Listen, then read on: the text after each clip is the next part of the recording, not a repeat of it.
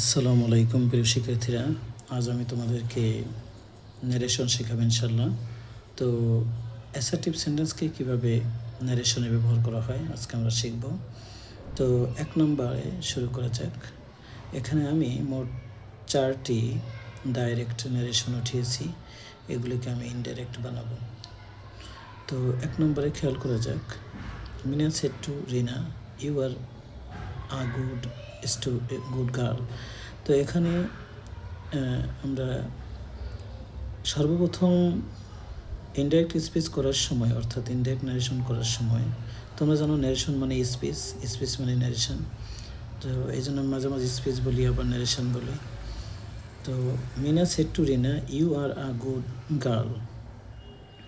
আমাদেরকে direct speech থেকে indirect speech করার সময় সর্বপ্রথম আমাদেরকে ইনভার্টেড কমার মাঝখানে তাকাতে হবে। এই যে তোমরা দুটো করে কমা দেখতে পাচ্ছ, এটাকে বলা হয় ইনভার্টেড কমা। এই ইনভার্টেড কমার মাঝখানে তাকাতে হবে। ইনভার্টেড কমার মাঝখানে যদি অ্যাসার্টিভ সেন্টেন্স হয়, সেক্ষেত্রে সেইড টু এর স্থানে টোল্ড বসাতে হয়।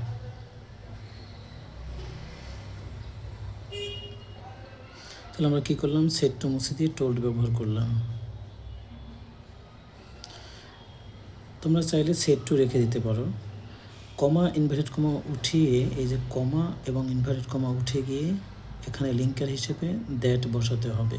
কেন দ্যাট বসাবো? যেহেতু সেন্টেন্সটি হলো অ্যাসার্টিভ, সেজন্য আমাদেরকে কমা ইনভার্টেড কমা উঠিয়ে সেখানে লিঙ্কার হিসেবে দ্যাট বসাতে হবে।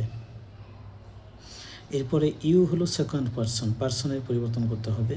সেকেন্ড পারসন সবসময় অবজেক্টকে ফলো করে, এজন্য ইউ রিনার কাছে এসেছে। এখন রিনা এর প্রোনাউন হবে সি বসবে। কেন? কারণ এখানে ইউ সাবজেক্ট অবস্থায় আছে, সেজন্য সি বসবে। এরপরে আমরা এখানে সেইড দেখতে পাচ্ছি। রিপোর্টিং ভার্ব যদি সেইড হয়, তাহলে এম ইজ আর এর স্থানে ওয়াজ ওয়ার বসাতে হয়। এখানে যেহেতু আর আছে, এজন্য আমরা এখানে ওয়াজ অথবা ওয়ার বসাবো। সি কাকে গ্রহণ করবে? ওয়াজকে গ্রহণ করবে। আবারও বলি, রিপোর্টিং ভার্ব যদি সেইড হয়, তাহলে এম ইজ আর এর স্থানে ওয়াজ ওয়ার বসাতে হয়। এখানে যেহেতু আমি আর দেখতে পাচ্ছি, সেজন্য এখানে ওয়াজ অথবা ওয়ার বসবে। সে কাকে গ্রহণ করবে? ওয়াজকে। এরপর আমরা বাক্যাংশ লিখে দেব। এরপর আমরা 2 নম্বরে আসি। এখানে আমরা লেখা দেখতে পাচ্ছি, Rohan said to me, I am going to market নাও। তো আমি বলেছিলাম যে ডাইরেক্ট ন্যারেশন থেকে ইনডাইরেক্ট ন্যারেশন করার সময় সর্বপ্রথম তোমরা ইনভার্টেড কমার মাঝখানে তাকাবে।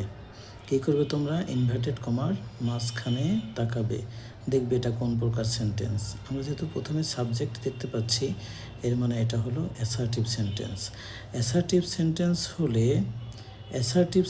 হলে সেইড টু এর স্থানে তুমি টোল্ড বসাবে। তুমি যদি চাও সেড টু রেখে দিতে পারো, সমস্যা নেই। আর কমা ইনভার্টেড কমা উঠিয়ে সেখানে দ্যাট বসাতে হবে। কেন দ্যাট বসাবো? কারণ এটা অ্যাসার্টিভ সেন্টেন্স, সেজন্য কমা ইনভার্টেড কমা উঠিয়ে লিঙ্কার হিসেবে দ্যাট ব্যবহার করতে হবে। এরপরে পার্সনের পরিবর্তন। আই কোন পার্সন?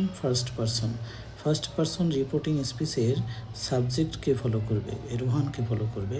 তো রোহানের প্রোনাউন হলো হি, এখানে হি বসাতে হবে।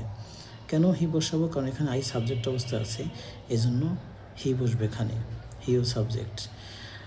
এরপরে আমরা এখানে রিপোর্টিং ভার্বে সেইড দেখতে পাচ্ছি। রিপোর্টিং ভার্ব যদি সেইড হয়, তখন এম ইজ আর এর স্থানে ওয়াজ ওয়ার বসাতে হয়। এখানে যেহেতু এম আছে, সেজন্য আমরা এখানে ওয়াজ অথবা ওয়ার বসাবো। হি কাকে গ্রহণ করবে? ওয়াজকে গ্রহণ করবে।